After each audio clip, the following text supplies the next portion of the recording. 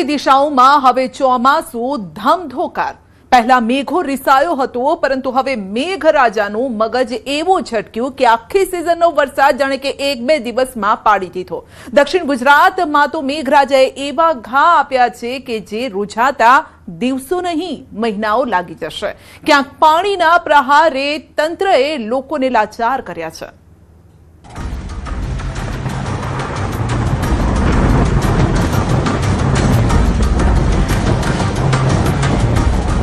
નવસારીમાં આ ફાટ્યું, વલસાડમાં પણ વિનાશ, સુરત પણ ડૂબી રહ્યું છે। ક્યાંક બેઠું થઈ રહ્યું છે, ક્યાંક જિંદગી જીતી રહી છે, ક્યાંક જિંદગી હારી રહી છે। તંત્રની કચેરીમાં પણ પૂર આવ્યું, નદીઓના રૌદ્ર રૂપની વધી રફતાર।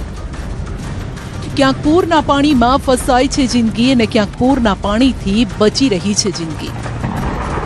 ક્યાંક પૂરના પાણીથી ઘેરાય છે જિંદગી। આ છે ડૂબતા દક્ષિણ ગુજરાતની તસવીર। અને ધરતી પર આકાશમાંથી વરસતા પાણીને આફત અને મોતનું પૂર બનાવી રહી છે તંત્રની નિષ્ફળતા।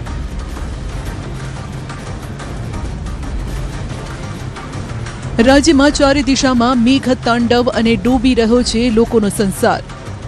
કોંગ્રેસની સરકાર હતી તો એ ને ભાજપની આવી તો કોઈ જોવા જ નહીં આવતું। સ્થાનિકો પણ છે, તેમની સાથે વાત કરવાનો પણ પ્રયાસ કરીશું કે તેઓ શું કંઈ કહી રહ્યા છે। તેમની સાથે વાત કરવાનો પ્રયાસ કરીશું કે તેઓને કેટલી મુશ્કેલી પડી રહી છે। તંત્ર અહીંયા આવે છે, નથી આવતું, શું કહેશો? તંત્ર અહીંયા આવે છે, નથી આવતું, કારણ કે તળાવ તો ઓવરફ્લો થઈ ચૂક્યું છે। કાલનું તો કોઈ દેખાયું નથી અહીંયા તંત્ર તો આ દર ચોમાસામાં આ જ પોઝિશન હોય છે। આ તો અત્યારે તો ઓછું છે, કાલ તો બહુ વધારે હતું। હેલ્પ માટે મેં કીધું 400 થી 500 માણસો ફસાયા છે ગામમાં, કોઈ બી હેલ્પ હોય તો અમને મોકલાવો, તો કોઈ પણ માણસ જોવા આવ્યું નથી। ચોમાસાના વરસાદે ગુજરાતના મોટા ભાગના વિસ્તારોને ઝપેટમાં લઈ લીધો છે। રોજે રોજ પૂરના પ્રકોપથી બેહાલ થઈ રહી છે જનતા। ખતરનાક તસવીરો ચોંકાવી રહી છે। દક્ષિણ ગુજરાતથી લઈ મધ્ય ગુજરાત, નાના ગામથી લઈ મેગા સિટીમાં કુદરતનો ક્રોધ જોવા મળી રહ્યો છે અને તંત્ર દર વખતની જેમ આ વખતે પણ ઊંઘતું ઝડપાયું છે। કેમ દર ચોમાસામાં ડૂબી જાય છે શહેરો? ચોમાસાની શરૂઆતમાં જ કેમ આફત?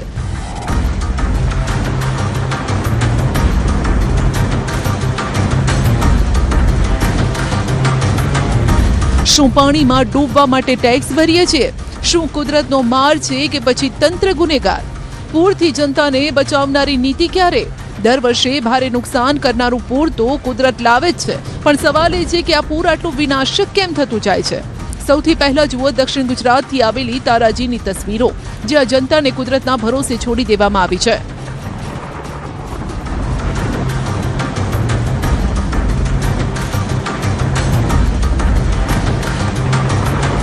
નુકસાન તો સાહેબ જોવા જાય તો કંઈ કહેવાય નહીં। હવે ગણતરી કરીએ ને તો 10 થી 15 પેટીનું નુકસાન તો ખરું જ। बहुत नुकसान हुआ, पूरा सीढ़ी डूब गया है, कपास डूब गया है, भिंडा और सब्जी बब्जी सब બધું। 18 કલાકથી ફસાયેલા હતા મજૂરો। આ તસવીરો પરથી ખબર પડી જાય છે કે પ્રકૃતિએ કેવો વિનાશ ફેર્યો છે। ચારે બાજુ પાણી જ પાણી છે।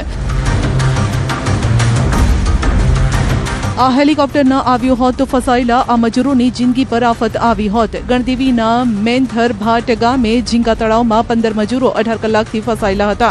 આ મજૂરોએ વિડીયો મારફતે મદદ માંગી અને તેમની વહારે કોસ્ટગાર્ડનું હેલિકોપ્ટર આવ્યું। તમામ મજૂરોને એરલિફ્ટ કરવામાં આવ્યા। 25 થી વધુ ગામોની દયનીય સ્થિતિ। ગણદેવીમાં અંબિકા અને કાવેરી નદીએ કહેર મચાવ્યો છે। ગામે ગામથી વિનાશના દ્રશ્યો સામે આવ્યા છે। તબાહી કેવી વરસી છે તેની આ તસવીરો સાક્ષી છે। 1000 થી પણ વધુ વાહનો પાણીમાં ગરકાવ છે। ઘરની અંદર પાણીનો કબજો છે। કરોડો રૂપિયાનું નુકસાન છે। ત્યારે લોકોની વેદના જાણવા સૌથી પહેલા આ વિસ્તારમાં પહોંચ્યા ન્યૂઝ 18 ગુજરાતીના સંવાદદાતા। અંબિકા અને કાવેરી નદીએ ગણદેવી તાલુકામાં વિનાશ વેર્યો છે। હજુ પણ અંબિકા અને કાવેરી નદી પોતાની ભયજનક સપાટી પર છે, પરંતુ ન્યૂઝ 18 ગુજરાતની ટીમ જ્યાં પાણી ભરાયા હતા ત્યાં એનડીઆરએફની ટીમના જવાનો સાથે આગળ વધી રહી છે અને વિનાશના જે દ્રશ્યો છે એ હાલ સામે આવી રહ્યા છે। લોકોના વાહનો હોય કે પશુધન હોય, તમામ વસ્તુઓમાં વિનાશ વેર્યો છે। આ જે દ્રશ્ય છે એ બિલીમોરા શહેરને અડીને આવેલા જે કાંઠા વિસ્તારના દ્રશ્યો છે। કલમખા, મુરલી, ભાઠા, દેવદા તમામ જે ગામો છે એ ગામોમાં જવાનો માર્ગ છે. ગામોમાં પાણી અંબિકા અને કાવેરી નદીના પ્રવેશી રહ્યા હતા ત્યારે લોકો પોતાના વાહનો સુરક્ષિત સ્થાને એટલે કે રસ્તા ઉપર મૂકીને ગામમાં જતા રહ્યા હતા. એમને એવું હતું કે પાણી વધશે તો આ સુરક્ષિત જગ્યા છે અને આ વિસ્તારમાંથી પોતાના વાહનોને બચાવી શકાશે, પરંતુ જે રીતના પાણી વધી રહ્યા હતા અને વિનાશ વેર્યો છે. છત પર લોકો મદદની રાહ. રસ્તા પર 5 ફૂટથી વધુ પાણી છે અને ઘરોનો પ્રથમ માળ પાણીમાં ડૂબી ગયો છે. લોકો ઘરની છત પર બેસીને મદદની રાહ જોઈ રહ્યા છે. 18 કલાકથી લોકો છત પર બેઠા મદદની રાહ જોઈ રહ્યા છે. પાણીમાં ગરકાવ વિસ્તારમાં અમારા સંવાદદાતા ભાવિન પટેલ સ્થિતિનો ચિતાર મેળવવા પહોંચ્યા. ગણદેવી તાલુકાના 25થી વધુ ગામો હજુ પણ બેટમાં ફેરવાયા છે. અંબિકા નદી પોતાની ભયજનક સપાટીથી ઉપર વહી રહી છે અને જે વિસ્તારના લોકો છે એ લોકો હજુ પણ પોતાના ઘરની છત પર ફસાયેલા છે અને મદદ માટે ગુહાર લગાવી રહ્યા છે. ન્યૂઝ 18 ગુજરાતીની ટીમ NDRF ટીમના જવાનો સાથે આ વિસ્તારમાં પહોંચી છે. પોતાની ફરજ સાથે લોકોની જે સહાય કામગીરી છે એ સહાય કામગીરી ઝડપી બને અને લોકો સુધી વહેલી તકે સહાય મળી રહે એ માટે આ વિસ્તારમાં ન્યૂઝ 18 ગુજરાતીની ટીમ પહોંચી ચૂકી છે. જે લોકો છે દ્રશ્યમાં જોઈ શકો છો કે હજુ પણ પોતાના ઘરોમાં પરિવાર સાથે બેઠા છે અને પાણી ઓસરવાની રાહ જોઈ રહ્યા છે. ત્યારે આવા સમયે વહીવટી તંત્ર પણ તમામ પરિસ્થિતિઓને પહોંચી વળવા માટે સજ્જ થઈ ચૂક્યું છે. નવસારી જિલ્લામાં 11 જેટલી CRPFની ટીમ મૂકી દેવામાં આવી છે અને બીજી બાજુ NDRFની સ્પેશિયલ ટુકડીઓ પણ આ વિસ્તારમાં આવી ચૂકી છે. રાહત બચાવ કામગીરી પૂરજોશમાં ચાલી રહી છે. ફસાયેલા લોકોનું રેસ્ક્યુ. બિલીમોરા પણ બેટમાં ફેરવાયું છે. રસ્તા પર બોટ ફરી રહી છે. ઘરની અંદર ફસાયેલા લોકોનું રેસ્ક્યુ કરવામાં NDRF અને SDRFની ટીમો જોતરાઈ ગઈ છે. જુઓ, ઘરમાં ફસાયેલા વૃદ્ધોને કેવી રીતે બહાર કાઢવામાં આવ્યા. ફસાયેલા લોકોને સુરક્ષિત સ્થળે ખસેડવાની કામગીરી ચાલી રહી છે. સુરક્ષિત સ્થળે ખસેડ્યા ત્યાં જ અસુરક્ષિત. નવસારીમાં લોકોને પૂરે એવા બાનમાં લઈ લીધા કે જે લોકોને સુરક્ષિત સ્થળે ખસેડ્યા હતા ત્યાં જ હવે અસુરક્ષા અનુભવાઈ રહી છે. ટાટા હાઈસ્કૂલમાં વરસાદગ્રસ્ત લોકોને ખસેડવામાં આવ્યા હતા પણ સ્કૂલની આજુબાજુ પાણી ભરાતા બીજી વખત આ લોકો પૂરમાં ફસાયા છે. શેલ્ટર હોમ્સમાં પણ પાણી ઘૂસી જતા હવે લોકો સવાલ કરી રહ્યા છે કે જવું તો ક્યાં જવું. શહેરના ભેશત ખાડા, ગધેવાન, કાશીવાડી અને રિંગ રોડ જેવા નીચાણવાળા વિસ્તારો સંપૂર્ણ પાણીમાં ગરકાવ છે. શહેરના પૂરગ્રસ્ત વિસ્તારોમાં તંત્ર દ્વારા ફૂડ પેકેટ પહોંચાડવાનું પણ મુશ્કેલ બન્યું છે. કેટલાય પરિવારો ફસાયા. NDRFનું rescue operation. Navsari outer ring road પર હજુ પણ પાણી ઓસર્યા નથી. રિંગ રોડ પર કેટલાય વિસ્તારો હજુ પણ જળમગ્ન છે. NDRFની ટીમ રેસ્ક્યુ ઓપરેશન ચલાવી રહી છે. ફસાયેલા લોકોને બોટની મદદથી રેસ્ક્યુ કરવામાં આવ્યું. NDRFની 6 ટીમો રેસ્ક્યુ મિશનમાં જોતરાઈ છે. હવે તમામ લોકોને લઈને આવી રહી છે. દ્રશ્યથી જોઈ શકાય છે કયા પ્રકારની સ્થિતિ છે. નવસારીમાં જ્યાં જુઓ ત્યાં માત્ર પાણી પાણી છે અને જે પ્રકારે છે જોઈ શકાય છે કે આ બોટ છે NDRFની ટીમ દ્વારા રેલવેના 9 કર્મચારીઓને રેસ્ક્યુ કરીને લાવવામાં આવી રહી છે. 2 બોટ છે ને 2 બોટના તમામ કર્મચારીઓ જે ફસાયા હતા તેમને લાવવામાં આવી રહ્યા છે. ત્યારે દ્રશ્ય સીધા જોઈ શકાય છે કયા પ્રકારની સ્થિતિ છે કારણ કે પાણીનો ફ્લો છે અને જે પ્રકારે NDRFની ટીમ દ્વારા 9 કર્મચારીઓ ફસાયા હતા તમામ લોકોનું રેસ્ક્યુ કરીને લાવવામાં. પાણીએ લોકોને ઘરમાં કર્યા કેદ. શાંતાદેવી રોડ વિસ્તારના દ્રશ્યો છે જ્યાં પ્રથમ માળ ડૂબી જાય તેટલા પાણી છે. લોકો જીવ બચાવવા માટે ઘરોની છત પર ચડી ગયા છે. હજારોની વસ્તી ધરાવતો આ વિસ્તાર ઘરમાં કેદ થઈ ગયો છે. સોસાયટીના બંગલાઓ પાણીમાં ગરકાવ છે અને લોકો પરેશાન છે. ઘર જ નહીં, લોકોની આજીવિકાને ફટકો પડ્યો છે. દુકાનો અને કારખાના પણ પાણીમાં ગરકાવ થયા છે. લોકોને જીવન જરૂરી ચીજ વસ્તુઓના ફાંફા પડ્યા છે. નવસારી ફાયર વિભાગ તેમજ સ્થાનિક કોર્પોરેટર લોકોને જીવન જરૂરી ચીજ વસ્તુઓ પહોંચાડવાનો પ્રયાસ કરી રહ્યા છે. નવસારીનો 40% વિસ્તાર પાણીમાં ડૂબી રહ્યો છે. અત્યાર સુધીમાં 2500થી વધુ લોકોનું રેસ્ક્યુ કરવામાં આવ્યું અને 15 આશ્રય સ્થાનોમાં સ્થળાંતરિત કરાયા. નવસારીને જોડતા રસ્તાઓ પાણીમાં ગરકાવ છે. ખેતરો હોય કે ઈંટની ભઠ્ઠીઓ, અત્યારે બધું જળબંબાકાર છે. દક્ષિણ ગુજરાતમાં વરસાદે ભારે મેઘ ખાંગા કર્યા છે.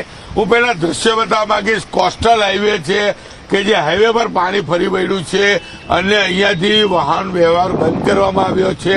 જ્યાં જુઓ ત્યાં માત્ર પાણી જ પાણી છે. રોડ હોય કે રોડની સાઈડ ઉપર આવેલા ખેતરો હોય, તમામ જગ્યા પર પાણી જોવા મળી રહ્યા છે અને જે પ્રકારની સ્થિતિ છે તેને લઈને કહી શકાય તંત્ર એલર્ટ મોડ પર આવી ગયું છે. બચાવની કામગીરી ચાલી રહી છે ત્યારે બીજી બાજુ કહી શકાય રોડની સાઈડ પર આવેલા ઈંટના ભઠ્ઠા હોય, ખેતરો હોય, તમામ જગ્યા પર 5 થી 7 ફૂટ પાણી ભરાયા છે.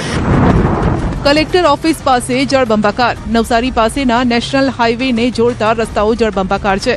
નવસારી શહેરના જૂના થાણા કાલિયાવાડી તરફ જતા કલેક્ટર ઓફિસ નજીકના રસ્તા પર પૂરના પાણી ફરી વળ્યા. તંત્રને જ પાણીએ જ્યારે ઘેરી લીધું હોય ત્યારે સામાન્ય જનતાના શું હાલ થશે તે તમે કલ્પી શકો છો.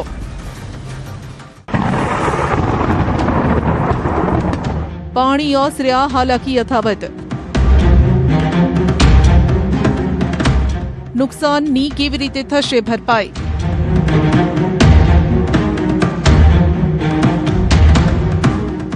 વલસાડમાં પૂરના પાણી તો ઓસરી ગયા છે પણ જિંદગી હજુ પાટા પર નથી ચઢી.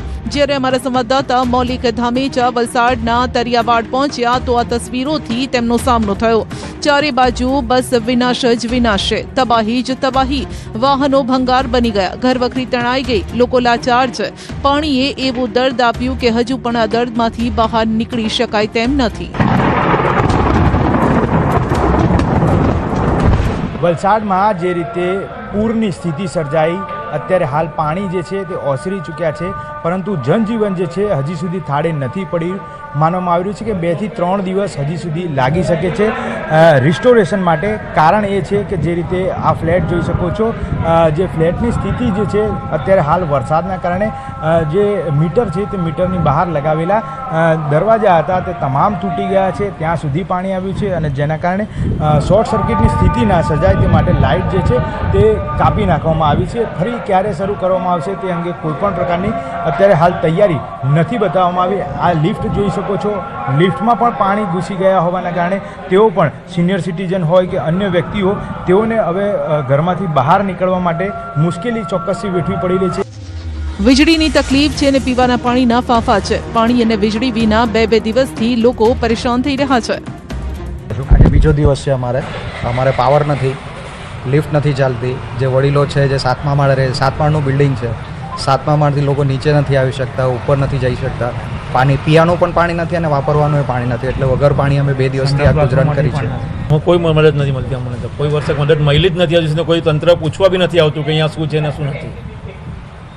આપ અહીંયા રહેવાસી છો, એક જ અપીલ છે કે પીવાનું પાણી, વાપરવાનું પાણી માટે કાંઈ બી બંદોબસ્ત કરી આપે. અમારા પાસે નીચે મેન્યુઅલી ટેન્ક છે, તે ભરાઈ જાય તો અમારે થોડું ઘણું પાણી ઉપર જાય તો માણસોને નાહવા ધોવાની, પીવાના પાણીની રાહત થઈ જાય, કેમ કે એક ટીપું પાણી નહીં મળે. અમારા સંવાદદાતા જ્યારે બંદર રોડ પર પહોંચ્યા તો ત્યાં પણ નુકસાનીના દ્રશ્યો જોવા મળ્યા. દુકાનો પાણીમાં ગરકાવ હતી. વેપારીઓએ જ્યારે દુકાનો ખોલી તો બધો સામાન પલળી ગયો હતો. એક જ ઝાટકે પૂરે લોકોને રસ્તા પર લાવી દીધા.